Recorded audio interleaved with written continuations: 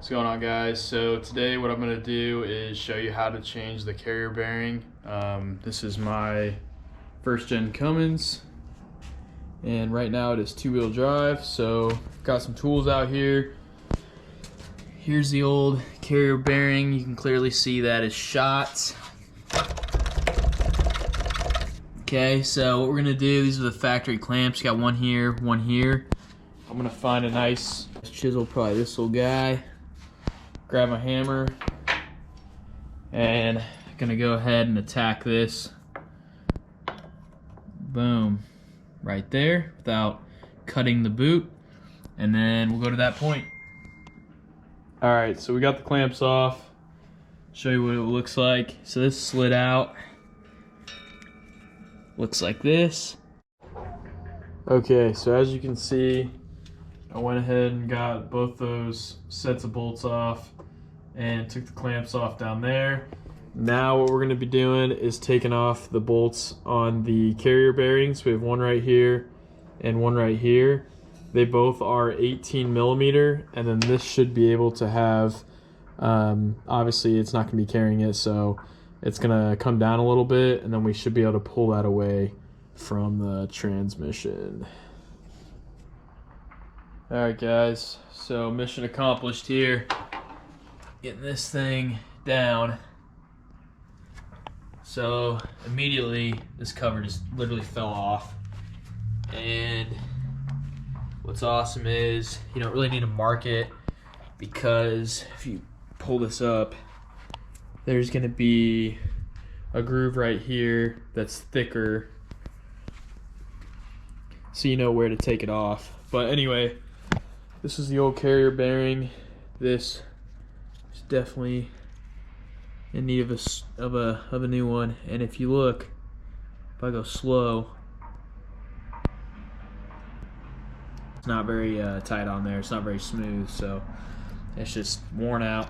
Bearings worn out.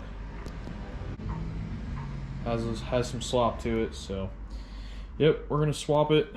We have a super old one I got at the auto parts store, but that means it's pretty solid. And yeah, I mean it's gonna be good. All right, so I thought I'd give you guys another update of how everything's been going. So this is the progress we have so far on the old Cummins. Big accomplishment yesterday is we got the last piece of the carrier bearing off. So this is the pressed on fitted part right here, and I had to take basically a die grinder and grind right in the middle, and then take a chisel and kind of hit it, and then it cracked right in there, and from there it just released its pressure, and I was able to slide it off with the chisel, just kind of pounding it nice and easy.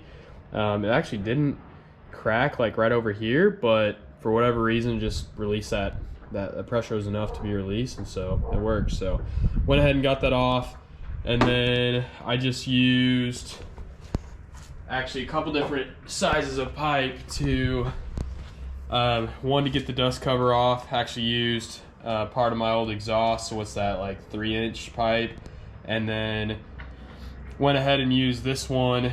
It is a 1 3/4 inch, so that slides straight in and it goes in between the bearings, so, and you're able to lightly just tap that on. Obviously my 3-inch pipe was longer than the shaft, so I was able to like pound on top to get this dust cover in. That was like the only way it would go in. And then this one I just kind of pounded around the sides as needed, so I was able to get that on. And some guys, what they'll do is like they'll heat up the inner bearing and with like a hair dryer, and then they'll put like ice on the shaft, or better yet, like a can of compressed air, tip it upside down, spray it so it compresses that shaft just slightly.